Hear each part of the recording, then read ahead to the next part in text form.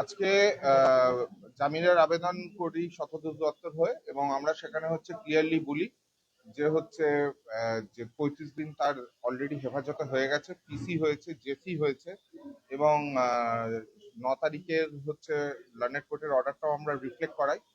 এবং সেখানে হচ্ছে এই বিষয়টা ছিল, যেহেতু হচ্ছে একটা জেল ইন্ট্রোগেশন অ্যালাউ করেছিলেন কোর্ট, সেই জেল ইন্ট্রোগেশনটাও ইন দ্য মিন টাইম হচ্ছে হয়ে গেছে। এবং আমরা বলি যে তার সেইটা দেখে নিয়ে যে ফার্দার কোনো ডেভেলপমেন্ট হবে কি হবে না, সেইটা লার্নেড কোর্ট দেখে বিচার করুন। তো আমরা মূলত সাবমিশনটা ছিল যে তার তো এই স্টেজে হচ্ছে কোর্টকে দেখতে হবে যে একটা লোককে কাস্টডিতে রেখে কোনো রকম তদন্তের ক্ষেত্রে কোনো ফ্রুটফুল রেজাল্ট হচ্ছে কি হচ্ছে না।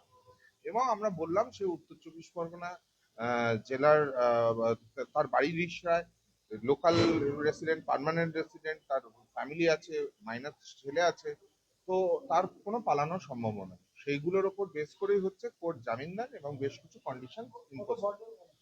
10,000 টাকার 10,000 অন্তর্বর্তী টাকা দুটো সিকিউরিটি দিয়েছে, তার মধ্যে